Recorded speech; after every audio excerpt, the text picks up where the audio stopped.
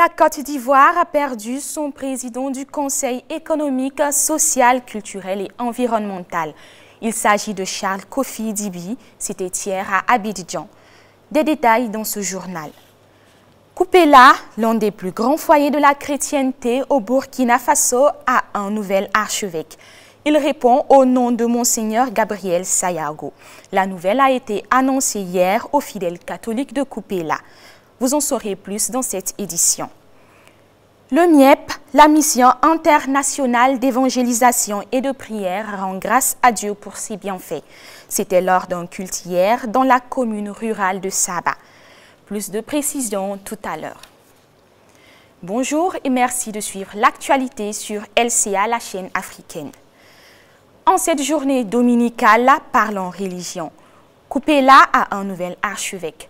Monseigneur Sayago, évêque de Manga, est désormais le nouvel archevêque métropolitain de Kupela. L'annonce est venue hier de Rome. Âgé de 57 ans, il a été ordonné prêtre en 1991.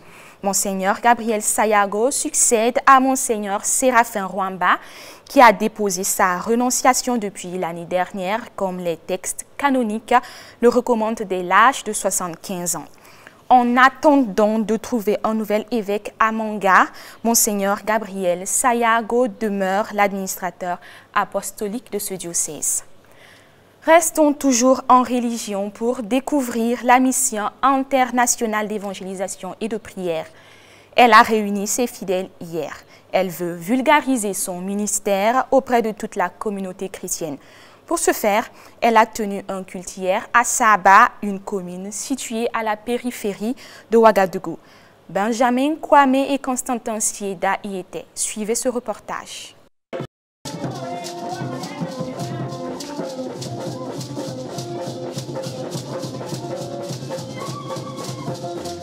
C'est dans cette atmosphère de louange que les fidèles de l'Église Mission Internationale d'Évangélisation et de Prière, MIEP, ont entamé cette journée spéciale visant à rendre grâce à Dieu pour les bienfaits opérés dans la vie de tous les fidèles de l'Église, mais aussi un répit pour les responsables de faire des projections pour les missions futures.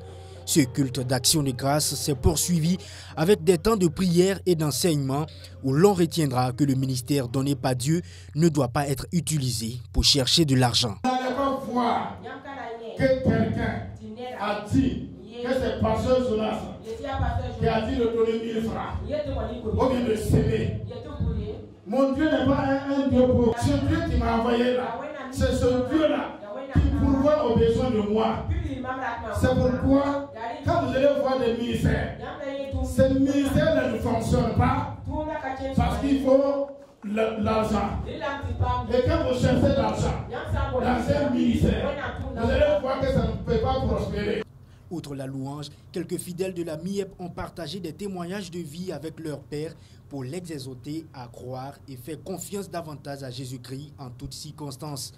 2 ans déjà que l'Église existe, le ministère de la MIEP vise donc à œuvrer, prier et venir en aide aux malades et aux nécessiteux.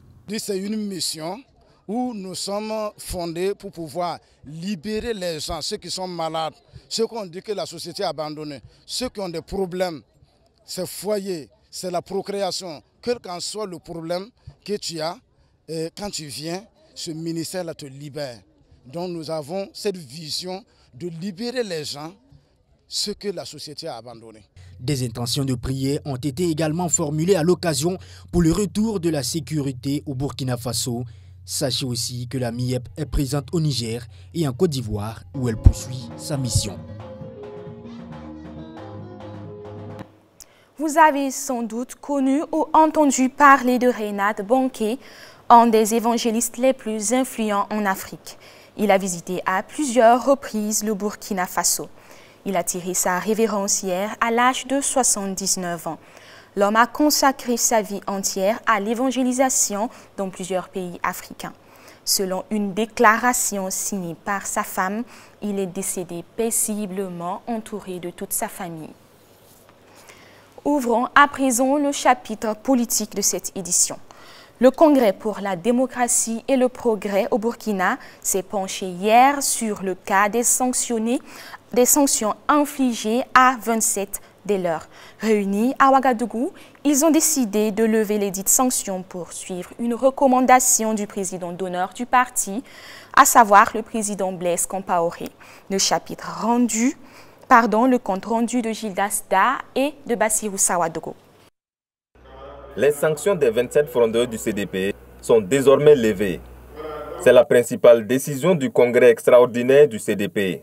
Un congrès quelque peu houleux, tenu dans la foulée des recommandations du président d'honneur de l'ancien parti au pouvoir. Blaise Compaoré a souhaité la levée des sanctions, ainsi que le retrait des différentes plaintes portées en justice, notamment par le groupe de Mahamadi Kwanda. Nous n'avons pas de problème personnel avec le camarade Kwanda Mamadi. Nous souhaitons que Kwanda Mamadi et son groupe respectent les statuts et règlements intérieurs, respectent les consignes et les recommandations du président d'honneur, Blaise Compaoré. Nous les avons invités à retirer leurs plaintes par un désistement d'action. Jusqu'à l'heure où je vous parle, nous avons reçu d'un seul groupe, le groupe de l'honorable député Rasmane Daniel Sawadogo, qui a fait un désistement d'action. Le groupe de Kwanda Mamadi a fait un désistement d'instance. Cela veut dire qu'un désistement d'instance, on se réserve le droit de rappeler à la justice de juger le dossier à tout moment que l'on veut. À la question de savoir si Edi Komboigo ne sort pas affaibli de la situation, l'homme répond. Ce n'est pas un contre-pied, c'est dans la vision.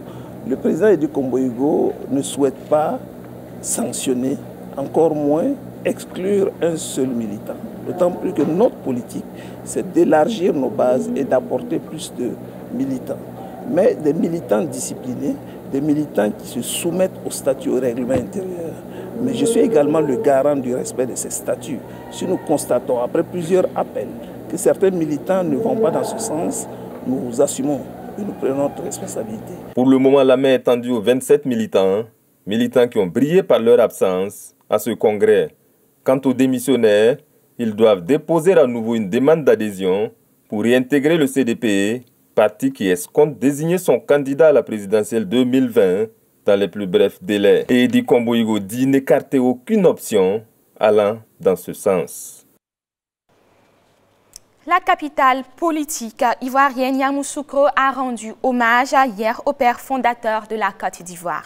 À l'occasion, la place Jean-Paul II était bondée de monde, arborant des t-shirts à l'effigie de Félix Houphouët-Boigny et d'Alassane Dramane Ouattara. Au-delà de ce rassemblement des oufouettistes pour la démocratie et de la paix, le RHDP, le président Alassane Ouattara a affirmé qu'aucune candidature ne serait exclue des élections de 2020, y compris la sienne, avant de rappeler qu'il se décidera en temps opportun. La Côte d'Ivoire qui pleure également la disparition d'un de ses éminents hommes politiques.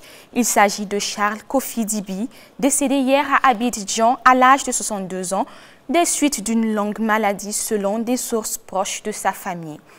M. Charles Dibi, ex-ministre des Affaires étrangères et ex-cadre du Parti démocratique de Côte d'Ivoire, le PDCI, a rejoint le Rassemblement des oufouettistes pour la démocratie et la paix, le RHDP. Le parti au pouvoir présidé par Alassane Ouattara. Il présidait jusque-là le Conseil économique et social de Côte d'Ivoire. En Algérie, la campagne électorale pour la présidentielle prend fin aujourd'hui à minuit, et cela 3 jours avant le scrutin. Le déroulement et l'issue de ce scrutin sont incertains en raison de son rejet par le mouvement de contestation qui demande le démantèlement de l'ancien système.